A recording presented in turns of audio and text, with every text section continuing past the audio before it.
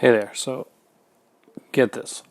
So I'm contemplating watching a movie on the Xbox One.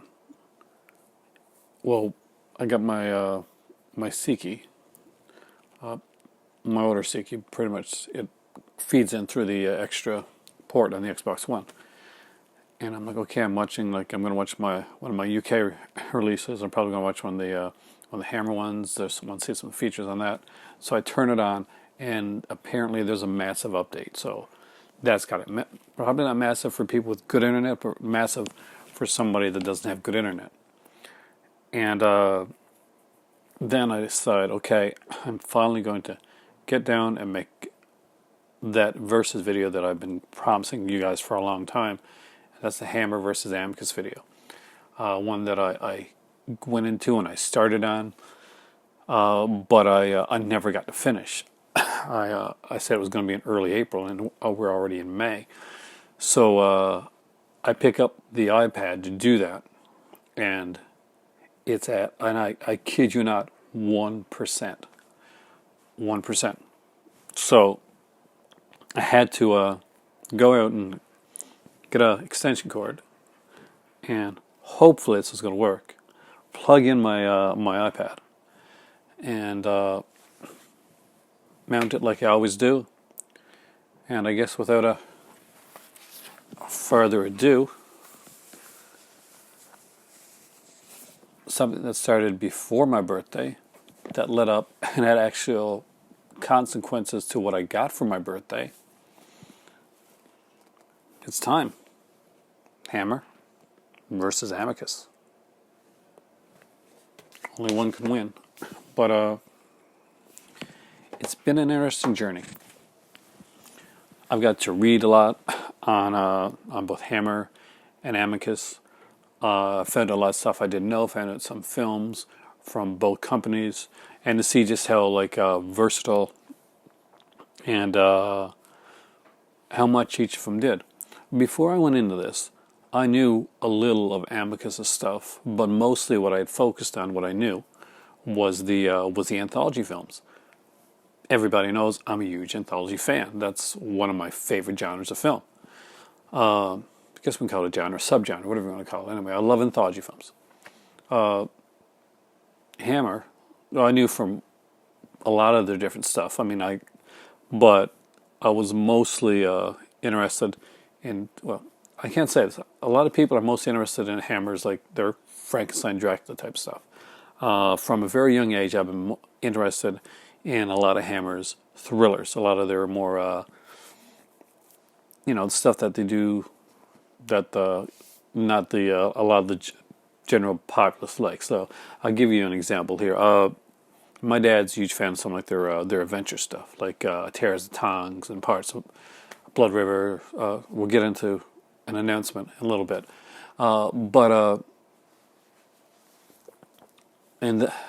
that was let's get into that announcement right now, because it's going to become a part of this here topic. I think it should be. So, Indicator made an announcement today, and it wasn't a shock to a lot of people. There was like some little bit of bitching from there's always going to be some bitching from online people who are like, I can't believe you're putting it that. That's not what I want with the Hammer stuff. Come on. It drives me. It does. It really does. I mean, I love this stuff. What annoys me more than anything else, on when it comes to I guess maybe it's the online community, is that you just wait for that to come up there. We don't have good internet in this section. You see companies and stuff trying to do their best to put out some really, really cool, really decent stuff. And what happens? There's always somebody that's going to be online, and there's some complaint. There's a section that's no, that's not the one that I wanted out, or how come you did this and didn't do this? And as a guy that loves film, that loves collecting movies, I find a lot of these sites and a lot of the stuff like that, really disheartening. It's not. I've got such a love for this stuff that the negativity it eats at me a bit. It bothers me, and it shouldn't. I mean, because I'm not the person in making these movies. I'm not the companies that are putting this stuff out. This isn't going to work, is it? Let's see if I actually did. I get the thing this time around? No, I didn't. See, normally what I'll do is I'll just. I cannot believe I don't have this there.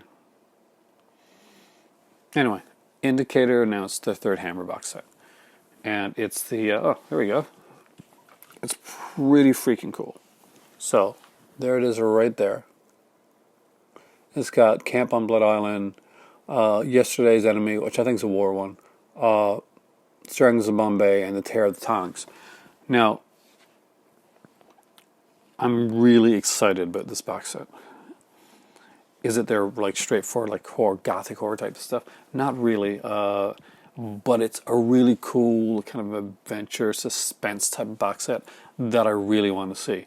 I don't have any of these films in my collection, though I've seen all of them. I don't think I've seen Yesterday's Enemy. If I have, I saw it under another name, but I don't remember it. I don't remember it at all. I remember my dad actually talking a lot about ones like Strings of Bombay, Tear of the Tongues, Camp on Blood Island. He actually mentioned those when I was younger. He used to talk about the Hammer films a lot. Now, one of them has Roger Delgado, the original master, in it, which is a huge deal for me. I think Guy Rolfe is in one of these as well, and of course he's the original. You know, he's the puppet master. Andre Toulon role taken over recently by Udo Kier, I think. But anyway, it's it's a day one like purchase. I've got the other two. There's no way I can't have this one. And honestly, for me, the films just keep getting better. I know some people are like kind of happy. I got the Gorgon, you got the Mummy one. Like those are pretty standard Hammer issues. But for me, it was movies like Maniac and Die Die My Darling or Fanatic, whatever you want to call it. Because I think Fanatic's in the first one, right? Yeah, that got me excited, and the second set got me even more excited. Cats are scratching somewhere. The second set got even more excited because it went even further into like more the psychological stuff and the suspense aspect of it, which I really, really enjoy. Now, without further ado, I'll talk about this a little bit later, but let's talk more about Hammer versus Amicus. Now, Hammer has been around, of course, was around for a lot longer and lasted a lot longer than Amicus did. I think Amicus is the type, it has a name, it has the anthology name. I really think that somebody picking that up, like really picking it up and doing a quality anthology series, it's money, as Vince Vaughn would say in Swingers, it's money. I think would be a great idea. But Hammer owes a bit of a debt to the Amicus guys as well, since, as I mentioned in my last video, the idea for Frankenstein and the original script was Sabatsky's.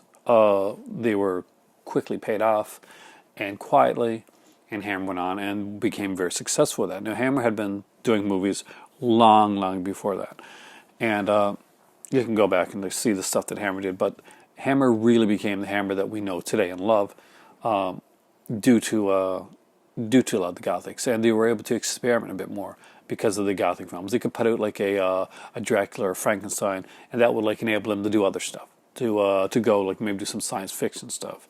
Not all of it was always successful, and do like a little bit more like in the more suspense thriller stuff. Maybe work around and do some other stuff. And Amicus kind of kept along that same line. Amicus bread and butter was the anthology film. There are a lot of really good Amicus films that aren't anthology films, but the films that you probably know from Amicus, films that I'm mostly familiar with from Amicus, were originally their anthology films. That being said, they were going out there and trying a unique, different thing. They were bringing out different films. They were bringing in guys like Friedkin and doing like a lot of different. Is it Friedkin? Yeah, I think it's Friedkin. They took a lot of different like writers, directors, and just did some different stuff. They are far from just a one-trick pony. They actually put out some very very quality work. Both of these companies did. Now, there's a path in the road where they kind of diverge from one another, though, and I think that's it bears mentioning. And here's the thing: is that as Hammer went along, one of Hammer's big things was to they got more. They were always, they were the universal with blood type of thing. They sped up the storylines a bit. They put more, and as it got like later, the to kind of combat things like the Pete Walker films and stuff at the time, and like stuff over on the other side of the pond with the Count Yorgos. They got more sexy. They put more nudity. They got more explicit. It would seem tame with what we have today, but at the time it was it was a bit racy. Amicus took a completely different take and a different slant on it. As much as he had fun doing the anthology films, a lot of the reason that the anthology films got done in the first place was it was a way to bring in like bigger actors, to get names and directors, and not have to take them on for a very long time, so that they could do the stuff that they really loved, and that was the adventure films. They were Sabatsky especially was a really big fan of things like Conan Doyle. He was a fan of like the you can see him like sitting down and reading like the Pliquidor novels, stuff like that. That's the kind of things that he wanted to do. That's more what he liked. And the one thing he didn't like explicitness. He didn't like nudity. He didn't like to have like a lot of blood. He wanted his films to be accessible to as many people as possible. And that wasn't just because of a monetary way of like getting more getting more eyes on the screen type of thing. That really was the way that he felt about it. He didn't really he didn't enjoy, and he felt a little bit uncomfortable with the harder films. He didn't want to have nudity in it. He wanted people to be able to sit down and watch the films. Kids could see it, but it'd be kind of creepy. And that was a good thing. There's a lot of heart into that. There's maybe it's in some points, and I'll go out and say this. There's a little bit of heart in there that's not always evident in some of the Hammer films, because sometimes you can tell, especially when you're watching them, they're fun, and the sequels are a lot of fun, and a lot of people that are doing them because they want to do them, but I guess one of the best examples is you have Christopher Lee, who's making film after film, and he's complaining about film after film that he's in, and he's saying basically, yeah, I'm doing this because other people need money, type of thing, and which is perfectly within his right to say and do, and I understand that, and I really enjoy all the vampire films that Christopher Lee did, and the ones that he didn't do, except for, I'm not a big fan of Satanic Rites. I don't get that one at all. It's got a big following. But I'm not one of the people that follows it. But then again, there's something, that's the way I feel about this stuff. Something there for everybody. So if I don't like it, that doesn't mean it's bad. Nothing against it. It just means that there's somebody else out there that gets it way better than I do. That's the way that I take it. I take that. But yeah, there wasn't always the love there, I don't think. Hammer versus Amicus. This was one of the hardest things that I ever had to do, because these are two of my favorite companies. And I sat down and watched a lot of these films, and I went through a lot of Hammer films, and I went through a lot of Amicus films. I thought I knew going in who the winner was going to be, and it's not who you thought. Or I don't think it's who you thought. I went in with knowing that Hammer was the big guy, and that Amicus was definitely the underdog. And if anybody knows me, they know that I definitely root for the underdog. And Amicus did put out a lot of really different, unique, quality stuff. Amicus has stamped their name. Apart from the anthologies, and then Scream Starts is actually a really good movie. The Beast Must Die, a lot of people don't like it. I really do like that film. It's really fun. You see this box set? I really enjoyed this set. I thought the transfers were decent. I had the DVD copies of these previously, and they're definitely better than the DVD copies. I'll tell you that much right now. Is it like pristine 4K? No, but it's very, I thought it was really good. And not only that, the features on these things make it worth it to pick up anyway. And really, really, the negativity around that like really bothered me. And that's not the only thing that I read negativity around recently, and that was these indicator sets. Some people thought that a 44-pound set, cost not weight, was too expensive, and I really take offense to that. This here has four films, each with their own separate booklet, and an incredible booklet, by the way. Tons of features, a great, well put together, well done box set, solid set, reversible artwork, just some incredible things. And each one of these subsequent sets I've seen get increasingly better than the last, and putting out things that a lot of people say, well, how come not putting out the Dracula, or how come not with Frankenstein? They're putting out some different stuff, and I really like that they do that. There's limited editions, and already online there's been a bit of like a backlash towards like, is there going to be like, oh, I don't think this set's going to sell out because it's not horror enough. Give it a chance. I mean, if you like the Hammer stuff, if you like the older stuff, the '60s stuff, and that, really seriously give it a chance. Look it up a bit. It's some pretty cool stuff. Anyway, what I wanted to get into was like, and I didn't want to make this a long one. I was going to go point by point, and I was going to do a category thing, but I already did that. I did the categories for you. I broke things down. I made it kind of like okay, this one's for science fiction, this one's for horror, this one's for for the type of films. For box sets, it's not it's Amicus only has the one box set, so it's really an unfair fight there. But Indicator has put out the best Hammer box sets that I've seen. There are other Hammer box sets out there, and they're mostly bare bones stuff, and I do have them because I do like the films. But it's been pretty slim pickings when it comes to that. I mean, like, there's lots of great UK Hammer releases put out there on their own. Studio Canal did a bunch of them. Definitely check into those, especially the more recent ones, Scars of Dracula, Dr. Jekyll and Sister Hyde.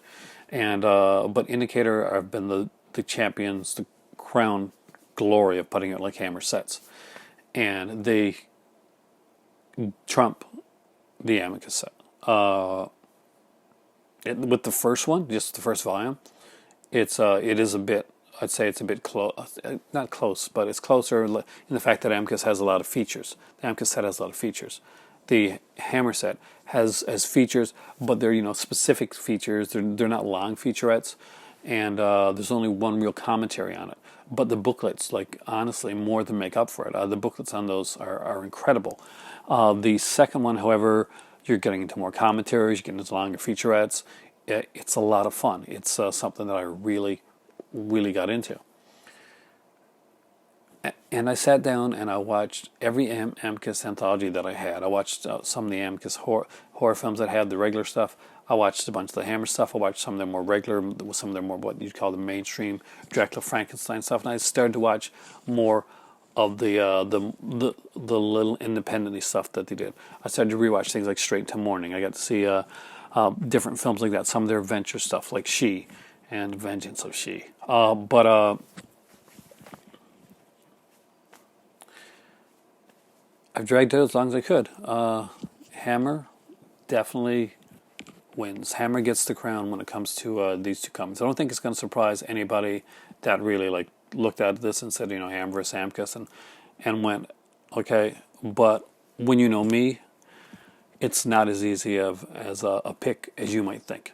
I really do go for the underdog a bit, and I really, really love the Amicus anthology films. They influence me in ways that you probably can't imagine. As a writer, they influence me. I grew up watching Amicus anthology films, reading Ellery Queen Mystery Magazine and Alfred Hitchcock Mystery Magazine, and these short stories. The most influential author to me wasn't Stephen King. It wasn't even Kurt Vonnegut. It wasn't any of those guys. It was Edward D. Hosh, and if you know that name, then congratulations, because he's a mystery writer. And aside from being a mystery writer, he did some mystery novels and stuff. He also wrote over 900 short stories, and that's pretty freaking amazing. I was always more into like scripts and short stories than I was the novel. I never was the person that wanted to write the great Canadian novel. That wasn't me. That's not what I wanted to do. I really don't have the attention span for something like that. That's why if I was going to write something like in novel format, it was either going to be a book of short stories, or it was going to be something nonfiction where I could focus each chapter on a different thing, whether it be a different film, a different aspect of cinema. That type of thing is what I was more interested in. And for that reason, like the Amicus anthology films had a near and dear place in my heart, and they always will. Amicus will always be one of my favorite movie studios. But Hammer might be my favorite, or definitely in the top there of the movie distribution studios that are out there. I knew a lot of what Hammer did, but through doing this, I really got to experience a lot more of what Hammer did. Both of these companies put out some very varied work, some different stuff.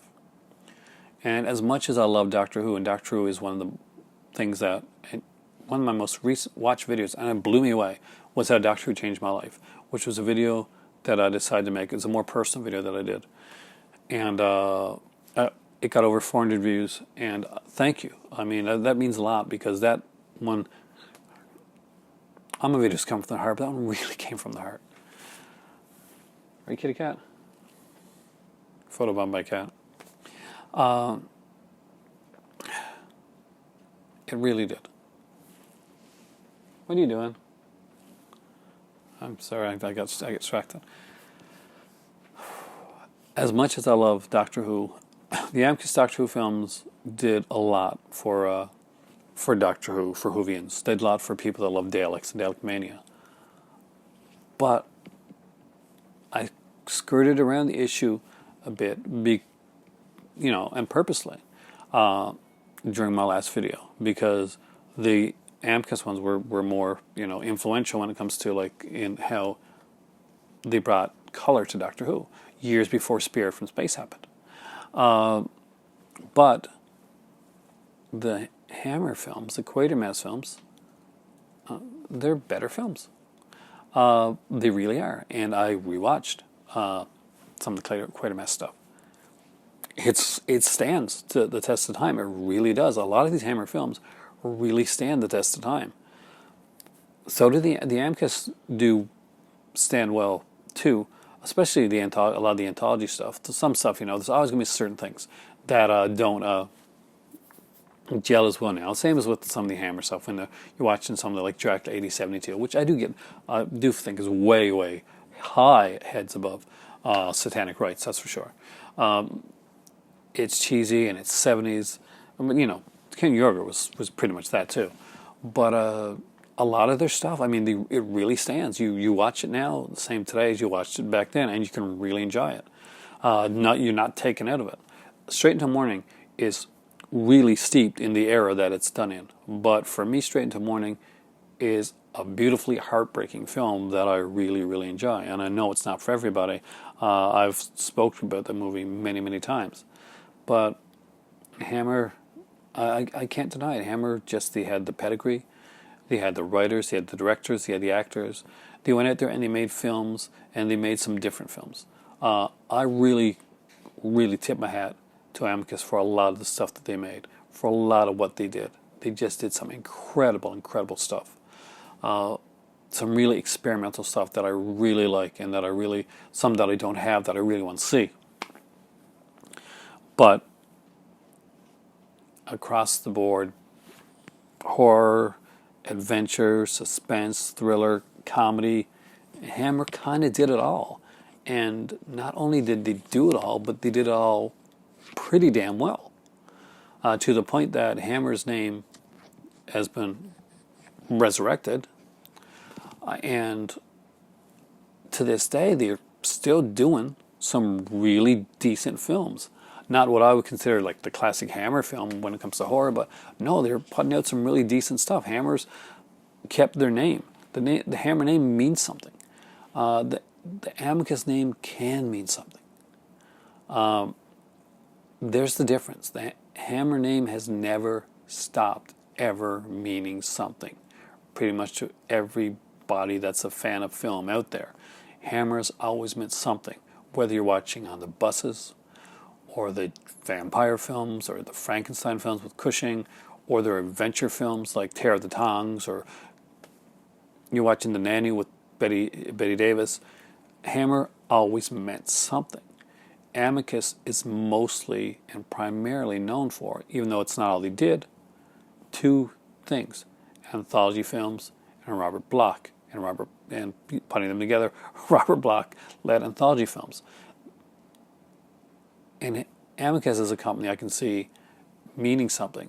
And if somebody resurrected it and did it right, like me, like if I had the money, I would do it in a second. Amicus could really, really mean something. As it is now, it is a cool footnote of some great films and some people with a lot of heart that made some awesome stuff. Hammer's that too, and a bit more. They have gone on. I mean, I could go on and on about like the different stuff, but even this one box set. Why did I bring over this box set and not the other one? I got both of them. You saw my birthday video, because this is just a good example of you have the Gorgon, which is kind of like a standalone monster film. You got the Curse of Mummy's Tomb, which is one of their mummy films, and I do actually like a lot of their mummy films better than some of the Universal stuff, especially the first one. The first one, I got to rewatch the first one. Those Maniac and Fanatic are again two very different films from any of the two films that are on the set, and I just showed you 4 more coming out that are extremely different from those films right there. Variety is there. Variety be the spice of life, and Hammer, you one spicy meatball. I like it. I like it a lot. And because I made this one a little short, we're going to do a little C-section tonight. And maybe I'll work from the top and we'll go on then to the bottom, that type of thing. I have to get caught up on my written responses, and I apologize for that. A lot of the reason for that is basically I've started a new job, and it's been really hectic. And there was like training involved and learning everything and the new lingo. So that's been fun. That's been exciting. But so I haven't had a chance to stop to breathe, and I'm moving too. So that's another thing that I wanted to get into. So let's just go right in. I'll be right back. We're going to go into the C-section. I need to get something for my throat. And since I'm going to have tea right before I go to sleep, there's one other thing I always have every night. That's a nice cup of hot chocolate. So I'll be right back. Hot chocolate at night is one of the most comforting things. I love my tea, but also it comes from my grandfather. He always used to make this fries cocoa, especially like before I was going to bed, type of thing. And sometimes me and him would drink it. He was a carpenter. I lost my grandfather when I was quite a few years back now, and raised by my grandparents. My parents were amazing, and my grandparents were incredible people too. They really helped raise me. I was lucky enough to have a strong family unit in my life, and family's been something that's been very important to me. And certain things that I took from back then. My grandfather was a carpenter, and he built hospitals and visitor centers, and he left his mark on the world. And it was really, really well liked. So we'd go out sometimes, especially in the winter. We go chop the Christmas tree, because we'd go out and get our own Christmas tree. We wouldn't buy things. There was woods. we actually went out and chopped them. We'd go out and we'd do that type of stuff. And sometimes we'd come home afterwards, or after, say, we're like doing some shoveling, or we're always doing something. outside. Outside. There's no inside Xbox type thing when I was a kid. We'd come in and we'd have a cup of hot chocolate. So a lot of the stuff from like my younger days now that really kind of meant something to me, I kind of try and incorporate it into my life. That's just a little silly thing there. So I'm going to start at the newest response, and I'm going to work my way down through as many as I possibly can. And by the way, guys, I will give you written responses. I'm just getting there. We're moving in like 2 or 3 weeks now. Are you cleaning yourself? You are, aren't you? So this is Tummy Films. Hey Aaron, got great couple of videos on your Scream collection. Being a fan of your channel for a while, I know you've done these kind of reviews quite a bit, yet I continue to watch them all. By the way, since you're also in Canada, how long does an order from Arrow UK usually take to get to you? I haven't got my order from the sale, and it's been a month now. Okay, Tummy Films. It didn't used to take, it took a while, but didn't take as long as it does now. It took me well over a month to get my Arrow, and I had to contact them. And back in the day, there was a girl named Nicole that worked for Arrow Films. However, there's someone else, and I'm not saying that person. Maybe the person is newer in the role and getting used to it, and they did move over to like a new system of like getting things out, and moved over to a new website. So I love my Arrow releases, but due to the fact that it is that very thing that it's very hard to get, much like I'm probably not going to order from Severin anytime in the near future as the company themselves. I would definitely order and support their company through Amazon, Diabolique, places like that. So you might have a bit of a wait. And you're right, I do go over the collection overviews a few times, and I do get requested. Not everybody goes back and watches my earlier videos. There's been watching them for as long as you have. But what I hope to do is that, and I will go over them again, is that each time there's one or two new there, or maybe some more. But the biggest thing that I want to do is I'm hoping that I can actually bring a little bit more to each one. Each time I do a collection overview, I always feel that like I've missed something, and that I could do a bit more. The thing that has annoyed me I can't just show you a movie and not say something else about it. I love my movies. They're my thing. It's hopefully you feel that like something new came out of this one. So I really did enjoy doing it, and I did do it specifically in 2 parts so that it wouldn't seem too overwhelming either for me or for my audience that wanted to watch it. My better half actually is taken to naming some of my videos, and I kind of like that. Oh, Michael Prale. It's been a while. I just did a marathon of parts 1 and 2 of your Scream Factory videos. Great videos. I pre-ordered Halloween 2 and 3 way back in 2012 and got the collector's nurse's papers hat and poster. I forgot about the paper hat. I've pre-ordered almost every collector's edition from them over the years with the exception of a couple. I missed TCM2 because I was moving and didn't want to arrive to the wrong address. So I have the collector's edition posters of almost everyone, missing a couple. I did pre-order from Whisper to Scream, the director's, right?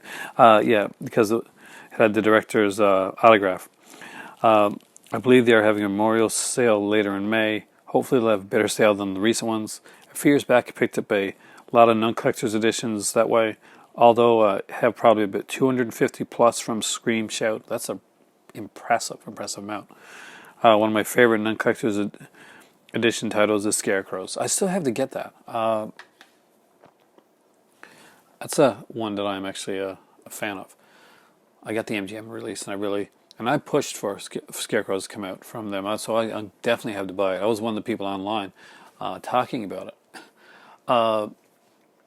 getting its own release. I think originally, wasn't that supposed to be part of like a double feature? Was that the one? I think it was. I'm impressed by your collection. I can just imagine the posters that you got and the special like bonus stuff. I'm guessing you got like the Silent Night, Deadly Night like figure and the Chucky one. I wanted those so bad, but they're kind of expensive here, in Canada. I'm hoping, please let the sales go back to being good again. That being said, in May, I've earmarked some money for like the Vinegar Syndrome sale, and that's probably where if anything I can spend is going to go, and I'm probably not going to get anything else until July when I grab the third Hammer set. But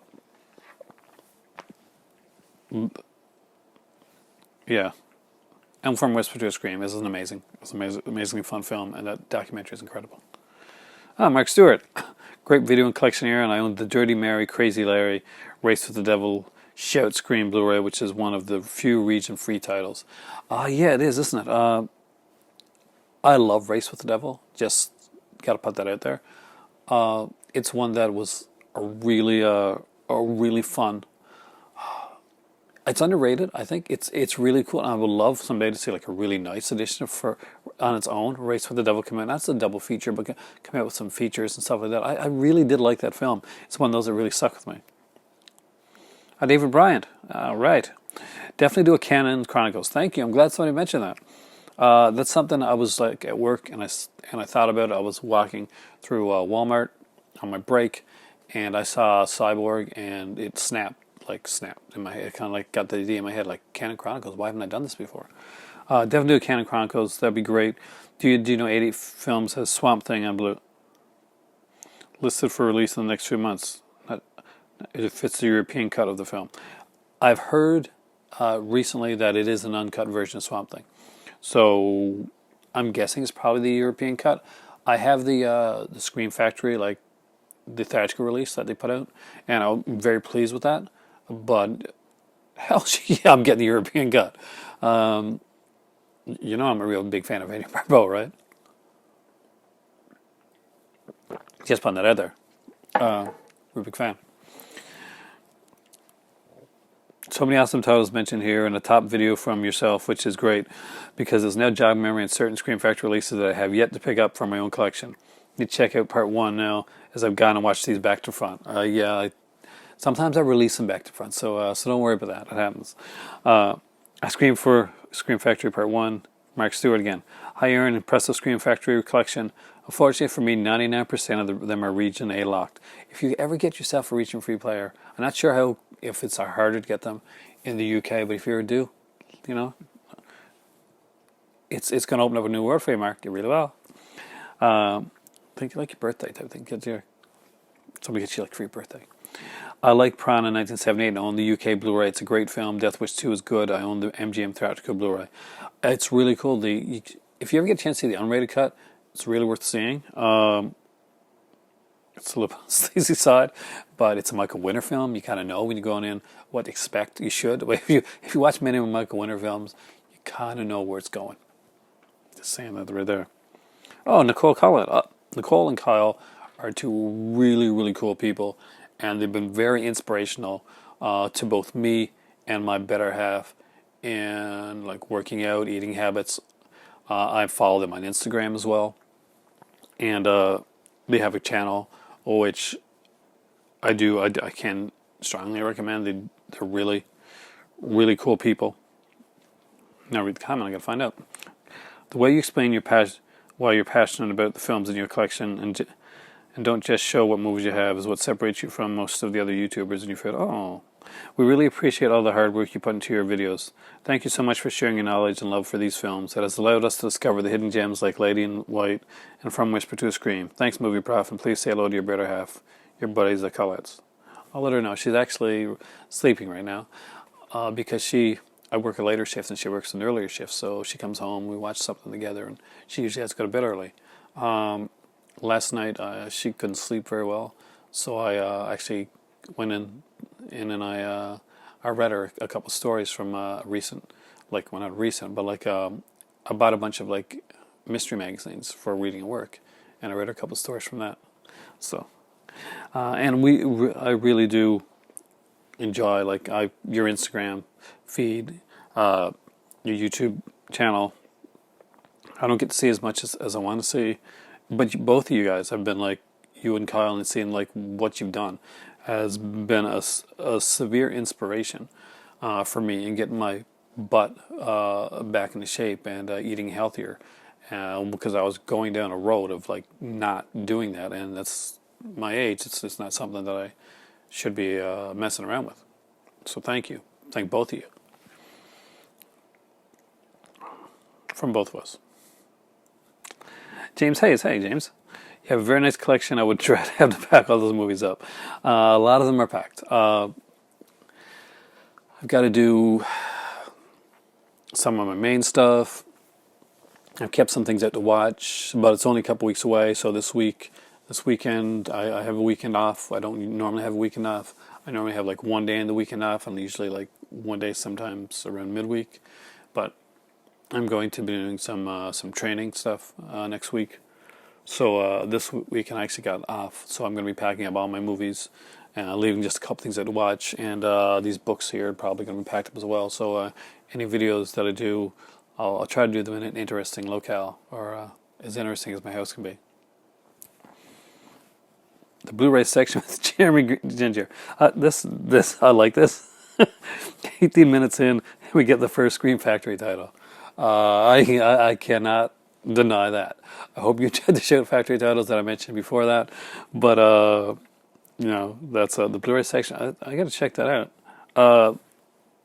Yeah. I can't deny it. I love this type of sit-down video. This is Blue for Life here. Seems more relaxed. Thank you for taking your time out of for doing my request. Hey, it is. It's Jarrett.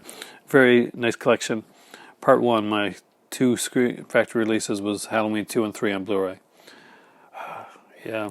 You got a great Scream Factory collection. I follow you on Facebook as well, and I saw the picture that you did that showing off your Scream Factory stuff, and it's an awesomely amazing collection. It's definitely like you got more than I got, and that's not even going there. You really do, and it's really impressive.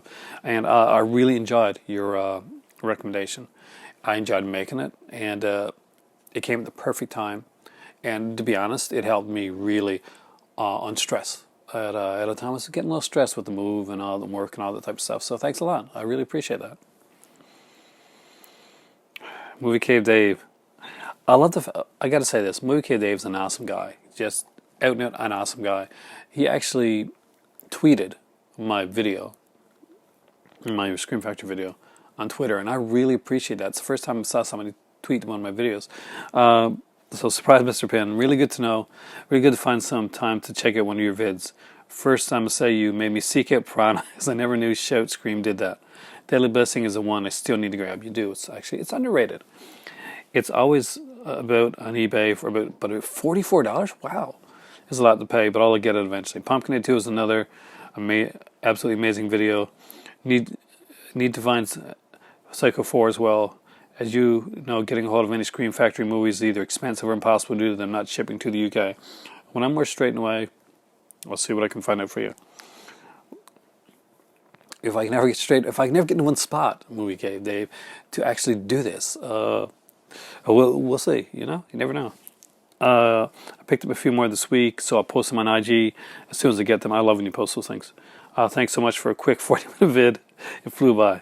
Love to the fam. Peace, MCD. Still about, and thank you. I'm always really awesome guy. He does great stuff, and I'm following him on Instagram, Twitter. I'm getting more active on my Twitter stuff now. I want to do I've got like more of a personal Twitter, and like I should do like a prof Twitter type of thing too. Ken Carlson, me and Ken talk quite a few times on here. Hey Aaron, you teased me with that Russ Meyer set in the background. What do you mean? The Russ Meyer set? Where's? Oh, hold on. That Russ Meyer set? Is that the one you're talking about? The impossible to get now Russ Meyer set? Yeah, no, it's an awesome set. If you ever get the chance, if you ever see it for not insane prices, definitely pick it up. How Doctor Who changed my life. Man, I Sherez Jack's channel. I hope I got that right. Great video. I'm actually hoping to become an actor as well. And Doctor Who is a great inspiration. Classic, of course. If you want to be an actor, truly, sincerely, this coming straight from the heart, go all in, go for it. And don't let anybody, dissuade you from doing what you want to do. I am perfectly happy with the way that my way that my life went. It went the way that it was meant to go. But I will always be that actor. That's always a part of me. It's ingrained in me, and keep me up to date on how you do.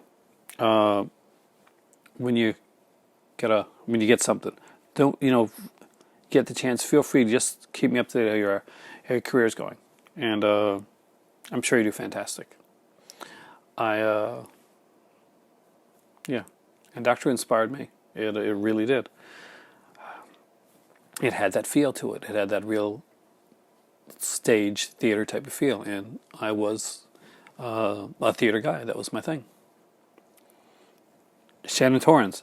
I agree. Oh, this is from one of my order videos. I love when somebody finds one of my order videos. Throw away the thumbs down button. That's one I did a while back, and basically was saying the thumbs down button really has no use. It's a negativity that doesn't need to be on YouTube. Still, I stand by that. I agree if you give a thumbs up or a thumbs down with no comment. I have no idea what the person didn't like on my channel or video. Plus, like you said, it really doesn't do anything to the video when you get a thumbs down, so what's the point? Good insight. Thank you. Actually, I really appreciate that. People find videos like from years ago, and it's actually kind of cool. Stefan Hamburger here said, great library tour. I had fun watching this one. My Back to the Movie library one. I love when people find these videos. Mark Striano said, I would like to see reviews for, okay, I got requests here. The Die Hard franchise, the Lethal Weapon franchise, it's going to be painful. Fast and Furious franchise, just to name a few. I will definitely get to them. They're going to be ways down the road, but I will do the franchises. As always, your reviews are awesome. Thanks a lot. And as far as horror slasher movies go, Omen. Why haven't I done the Omen franchise? That's a good question. Scream franchise and the Subspecies franchise. So you're going to put me some pain there too, aren't you?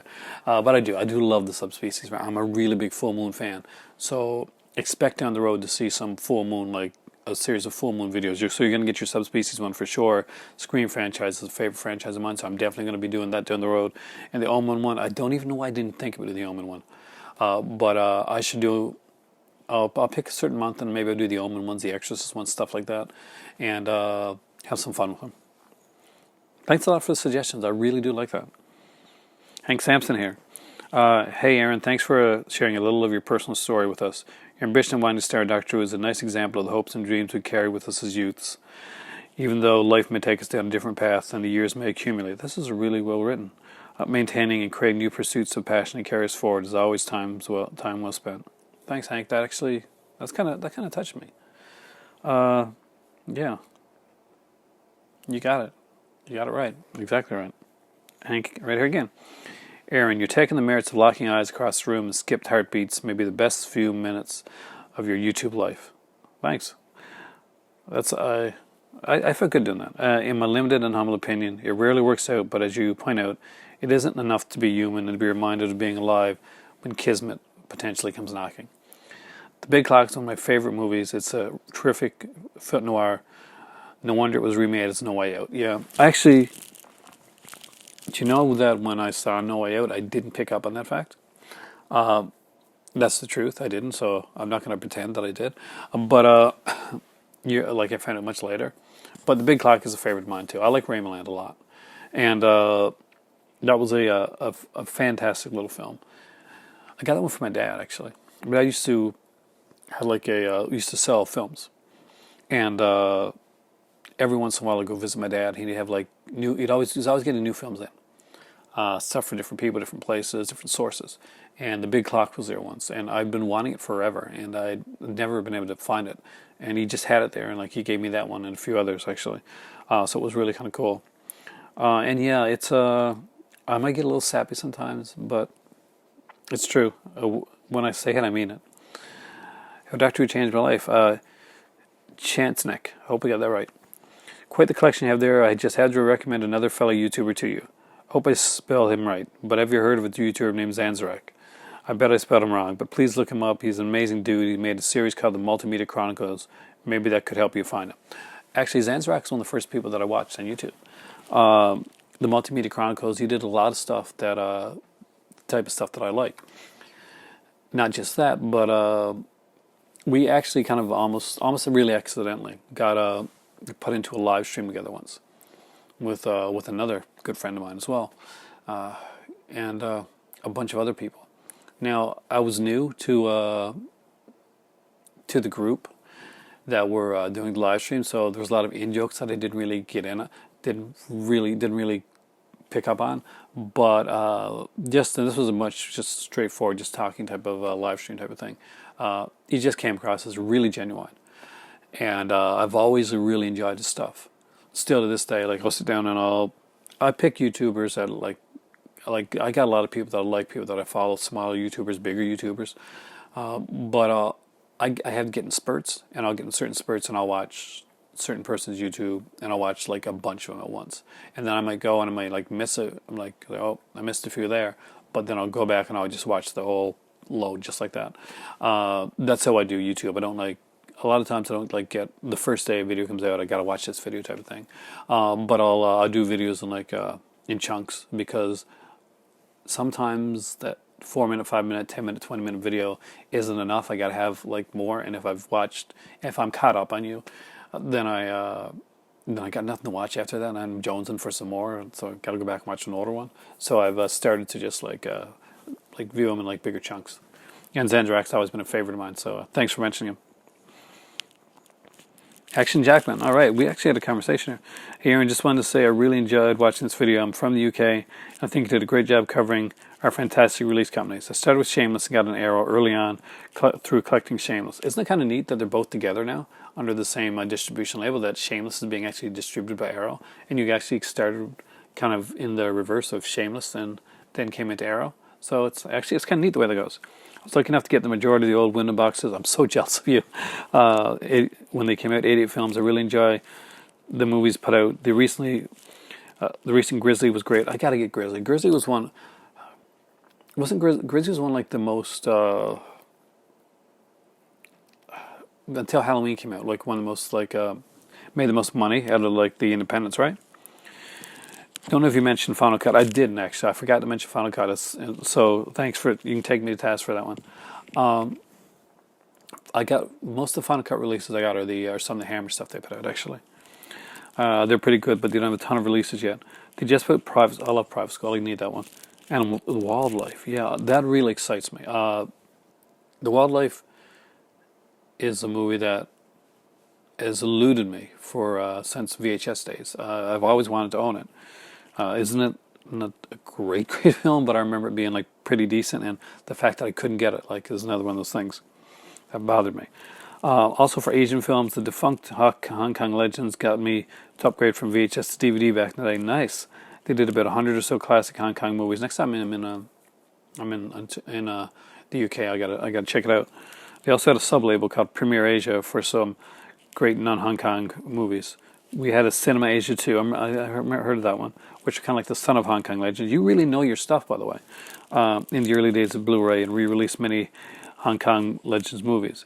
Anyway, thanks for putting in the time to make the video. One more thing, I managed to find you a copy of 88 Films, Blood Harvest. Thank you. You have no idea what that means to me. This is a movie that, once I get that from you, I will definitely find a way to repay you down the road. I'll find you something down the road, I promise. Don't worry about the slipcover. Just having the film is going to be amazing. My eldest and me watched this, and when we were up in Ottawa, Ontario, and things were a little tougher financially and stuff like that, and Blood Harvest was a movie that we watched together just after things started to like pick up a bit. We went to the store that was selling off like I think it was VCI titles at the time, retro media, that type of things, and they had them for really cheap because I couldn't have afforded anything very expensive. And Blood Harvest was there, the whole Marvelous Merville type of thing, and we got it and we watched it. I think we watched it maybe like twice in a row, and we used to do like the Marvelous Merville like song thing for like for a long time after that. And we moved down back to Newfoundland, and they got lost along the way. And so, yeah, Luke, thank you. That really, really means a lot to me. Got kind of choked up. Sorry, but it does. That does mean a lot to me. Thank you. From the bottom of my heart, I mean it. A doctor who changed my life. Impromptu. This is really cool. Impromptu talks here about some Doctor Who stuff and some personal stuff. And it starts a conversation between him and another person. And this is one of the most amazing, kind of fun things that I see on my channels when viewers start talking back and forth and getting in conversations. Not arguments, but actual conversations about stuff that means something to them. So I'm just going to go over some of the fine points here. So basically, I learned a hell of a lot of language, cadence, movement, and gestures from Who. I grew up with the show in 60s and 70s. The classic era was very much the BBC manner of the day. Basically, like a creatively filmed stage play. Exactly. Actually, most of the action production teams were really experienced in stage work. That's why they used them. It made it so much easier to use like stage actors because they could come across wearing costume pieces and still bring out this like scientific-y, mumbo-jumbo type stuff and make it sound real. Agree with the Hinchcliffe Holmes remarks. Although Letts and Dix, Barry Letts and Terrence Dix, I should have mentioned them because I really do like their era, and and I completely agree that they set it up so that Hinchcliffe and Holmes could shine. And when you hear like anything from Barry Letts or Terrence Dix, I'm telling you right now, they seem like genuinely, these are guys that you want to have a beer with. I have to say that as much as I like Adams, his impact on Who was minor and overfaded, in my opinion. You're right. As a head scriptwriter, he jazzed things up for a couple season series, and he actually only wrote Pirate Planet and Shada. City of Death was a rewrite. At the time when he took over, and you already know this, but for people that aren't big followers of Who, that's when it happened. That's when Hitchhiker's Guide to the Galaxy happened, and he was gone. That was his focus, and thank God it was, because look what we got out of it. And so I cannot disagree with that. I didn't really like the Cartmel concept. It recast the Doctor as too godlike, and we're suffering from the tendency in the new era. I do take one sort of like, here's the thing that's different between what I think it is now and some of the problems we have now with the Doctor. Well, maybe not so much now, but in the last few generations, the Doctor becoming too much relying on like a godlike Deus Ex Machina type of thing, and what Cartmel had in mind. And you can correct me on some of the stuff that I may have gotten wrong, but from what I remember, and from like reading stuff that Cartmel wrote, and having things that he seeing interviews on like different Doctor Who DVDs that I had, is that he actually, John and Nathan Turner heard the God word and freaked out and thought, oh no, and tried to move away from it as far as possible. Cartmel was really, he wanted to make it darker, and he wanted to make him more mysterious again. He wanted to make him older and maybe, God, not as in God like as in powers, or he can do everything like he can now, but he wanted to make Doctor Who more of a threat and a character into his own story. And this comes back to something that's a problem.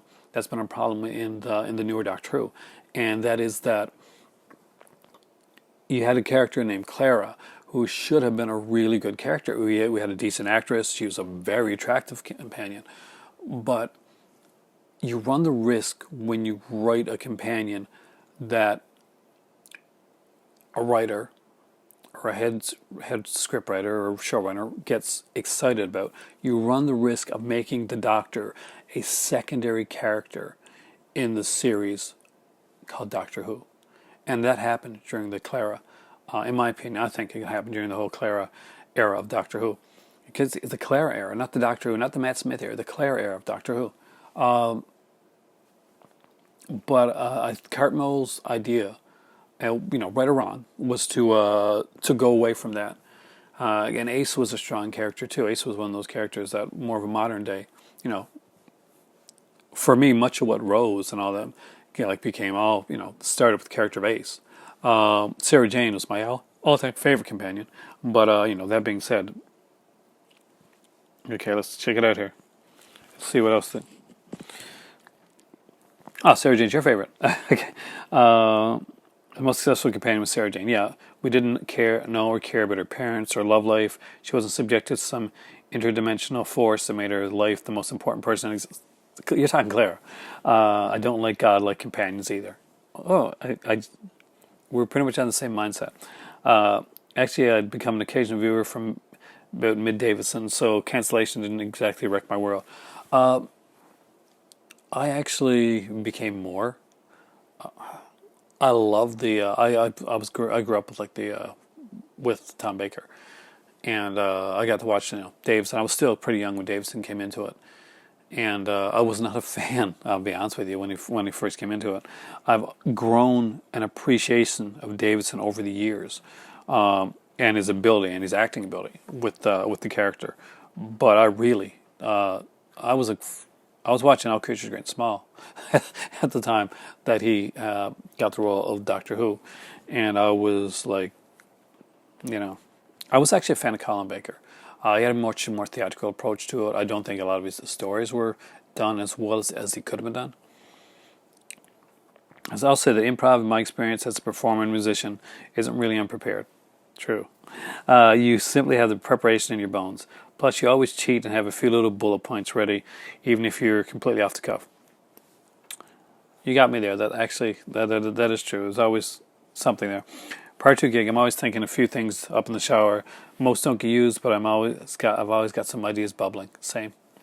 Even a cold improv performer is constantly employing tricks such as magician's choice to make it all seem rehearsed and ad hoc. I actually did a little magic when I was younger too, so that was kind of part. P.S. It's enunciated. Thank you. Frivolous point. Why do Who and Star Wars collectors never bother bolting their shelves together? Probably because I haven't lived in this area for a long time. I didn't do it last time either, so that's really not. I should.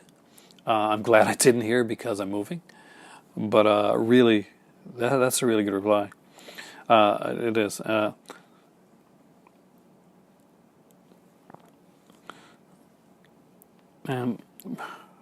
Scorpion vs. Code Red. Joe Craft. Hi, Aaron. Just wanted to let you know that you can buy the Kino release of The Pit on Amazon CA. I bought it a while back. Actually, I did go check afterwards. This one I do have to pick up. And I really, really like it. Ian Smith. Just bought the Key to Time box set. Several of these stories are new to me. It's a fun box set. There's a lot of cool special features in there as well. So hopefully I'll enjoy them. But I've given you several likes for liking to ALTD. So much is one of my favorites. Say what you will about Pip and Jane, but they really know how to do cliffhangers. That's true. The ones on the Vervoids together with the cliffhanger for America the Randy are excellent. They created the Randy. And I'm not going to lie to you, I'm a huge Randy fan. I'm a big fan of Kate Mara, rest in peace. And I'm a huge fan of the Randy. I'll just watch Dynasty. Bushman Blue here. Big fan of Heart to Heart. Always remembered the great intro. Great series. Also, Airwolf was another favorite of mine. I love the first 3 seasons of Airwolf, and the fourth season's okay. Do you remember Street Hawk? Actually, I was a really big fan of Street Hawk. It didn't last very long. Rick Smith did it. He did a lot of shows like that didn't make it. He was was Daredevil in Trial of the Incredible Hulk. It was actually a pilot for a series. Joe Mascolo, who's now passed on, who played Stefano DiMera in Days of Our Lives, played the cop and was supposed to be like a recurring character on the Daredevil show. Unfortunately, that didn't go through. Day of the Triffids that you mentioned here, I haven't seen the new version yet. I really do want to see it. I'm a big fan of Day of the Triffids, so I'm really actually kind of excited about that. Uncle Fester 77. Aaron, your videos are always a perfect part of my day. You do a great job and always are informed on subjects. Good luck during the move. Thank you. Really, thank you. Whenever I see stuff like this, really, it helps me. It gets to me. Now, here's the one I was talking about. I said before that there was one that had a bunch of replies to it. And this one that's right here, Dire Nova. Dire Nova, sorry. They had a poll in the UK, it was huge, when they asked people what their favorite book of the 20th century was. Lord of the Rings won it, before the film came out. The second place was taken by Hitchhikers by Douglas Adams. Famous people would recommend their choices and programs that lasted for a couple of months, a show for each book. It was a great time for book lovers. I'm a huge reader, and I'm a voracious reader, as I talk about all the time. I love... Right now, I picked up about like around 30 or 40 of those mystery magazines I told you about McShane ones and Alfred Hitchcock, Gallery Queen. Going through them, it is a pleasure and such a joy to read those things. You know what? I'm going to be honest with you. I was never big into Lord of the Rings when it came out. I learned to appreciate it more down the road. But unlike my better half, who it's her favorite novel, and the Lord of the Rings trilogy is one of her favorite trilogies of all time, I was never as caught up on it as most people. John Ship Schultz said, I've been watching Doctor Who since 1964, and I have a great fondness for Douglas Adams. Having first heard a Hitchhiker record playing in a small book comic shop when I was at Arts College, my favorite author, Arthur C. Clarke, and an author who lived a couple miles away from me, had the occasional conversation. He was a very reserved man. Peter Van Tart. Hope I got that right. And Dara Novak's response, like, just to make things more correct, my memory improved later. There were 2 polls taken. Lord of the Rings won both. The one I was referring to was the second and came out shortly after the film did. I'm pretty sure it was the BBC, and the host was Clive Anderson. I'm not surprised it was Clive Anderson. I don't know how hard it would be to find those shows, but I hope the extra information helps you. I'm definitely going to seek them out. BBC does a lot of these type of like best of shows. They did like a comedy one as well, like the best comedy show. And I can't remember what won, but I really wanted Only Fools and Horses win because I'm a huge fan. And John Schultz here also mentions, also suffered from a problem with stammering, and also solved it by assuming characters. Since I'm an artist, I call this my palette. My problem, curse, blessing, comes from H.F. Asperger's. I also a sequential artist, so there is within my makeup an abiding interest in theater from reading my great-grand-aunt Shakespeare collection from an early age. That combined with Doctor Who and seeing Cosmos by Carl Sagan. Isn't Cosmos amazing? Reading magazines like Future and Omni. Me too, in my teen years. Discovering The Spirit. I love The Spirit. By Will Eisner, and having a dear friend like Brian Bibb Edwards set up my later formative years. As a fellow artist, Whovian, imaginative, calm, patriot, we all need those to guide us, and when they are no longer with us, dearly miss their presence. I'm heartened by your own story. Also envious of your tidy shelves. They're not tidy anymore. Well, they're tidy in the fact that they're empty, but I'll get there again. I'll get tidy again. And Dyer Nova actually responds here, it's amazing how disabilities can end up being advantageous. My friend is dyslexic, and it forces him to a very different way of thinking about everything. It's that process skips from one track to another to avoid dead ends and pitfalls, and it makes him the most amazing problem solver. There's some, they go on to do and have an amazing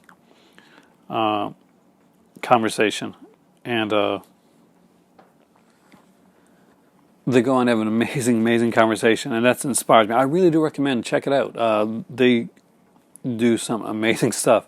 And Jeremy, the hour 60-minute video, the better some nudity in this section with Jeremy Ginger. I like that.